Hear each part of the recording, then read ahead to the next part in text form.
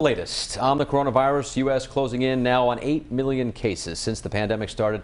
Nearly 217,000 Americans have now died. And the data here in Rhode Island is trending in the wrong direction. Here's a look at the latest numbers. State reporting 160 new cases yesterday, bringing our positivity rate to 2.7%. Another 8 people have died from the virus, and the number of people in the hospital has also jumped within the last week or so, going from 97 patients back on October 4th to 131 today. That's the highest number since mid-June. And Governor Raimondo also said the numbers should serve as a wake-up call for Rhode Islanders. She says to act now and to try to reverse the upward trend in cases. The governor holding an additional press conference today at 1 o'clock to announce some new restrictions. 12 News reporter Kate Walsh joins us now live with where the health department believes the issues lie right now.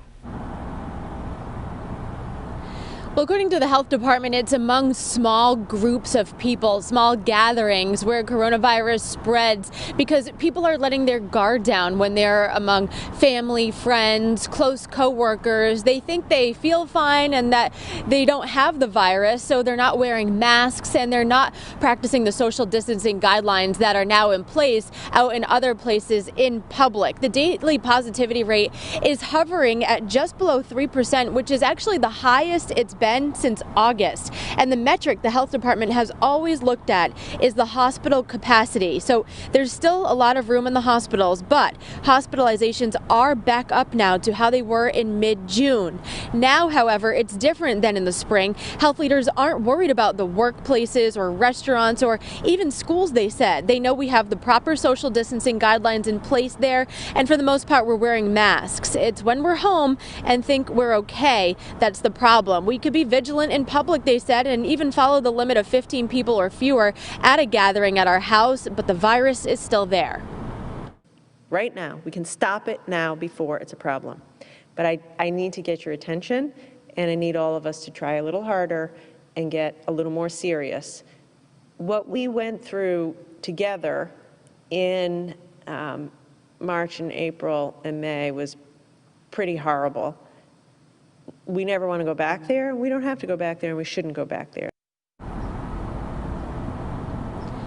Now, in a broader picture, the governor said that we shouldn't be completely alarmed and that she is not moving us back from phase 3, which we're in now, to phase 2. We're staying in phase 3, but we do expect to hear from her about some restrictions she will be putting in place this afternoon at 1 o'clock. She said specifically some kind of consequences for hosting a Halloween party. So that's kind of a forecast of what we should expect for later today. But the governor said Rhode Island isn't alone in this trend we're seeing. In fact, we're seeing this among many states across the country, especially Wisconsin. Story this half hour, Governor Raimondo holding another briefing this afternoon at 1 o'clock to talk about new restrictions due to a recent uptick in cases of coronavirus. So right now we want to check in with 12 News reporter Kate Walsh. She's live outside the State House with more on what we can expect to hear today. Kate? Well, we know that the governor is not happy, and we know a lot of what she won't be talking about today. But first, let's start with some promising signs coming out of her briefing yesterday. She said, for the most part, our social distancing guidelines are working in public settings, our workplaces, stores, restaurants, and we're seeing the number of cases in congregate care facilities like nursing homes plateau. So they're working. Those measures that have been put in place since the spring are working and helping to keep people living there from getting coronavirus. But it's among the people who are asymptomatic and spending time with family and friends that's the biggest concern now, the small groups of people. She said that's because we may not know we have the virus, but we're letting our guard down among friends and family, thinking we're okay, and that's where we're starting to see the spread really escalate. It's not in the big groups or in the public places or even schools. So the governor said she will not be putting restrictions on commerce or schools. In fact, the governor said the measures put in classrooms are working and urged Pawtucket superintendent to get more creative in allowing students and teachers into the school buildings.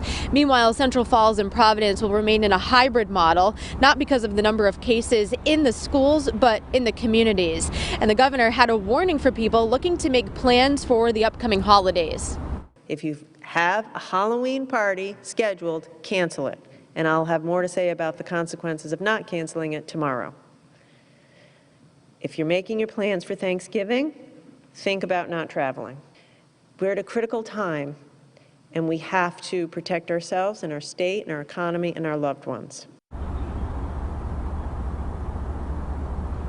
So based on that and what she said in her briefing yesterday, we can expect to hear something about what happens if you have Halloween parties and the consequences you may face. That's all part of her briefing. That's a special additional briefing scheduled for 1 o'clock this afternoon, talking about possibly more restrictions being put in place due to the increase in coronavirus cases we're seeing right now in Rhode Island. Live in Providence, I'm Kate Walsh, 12 News.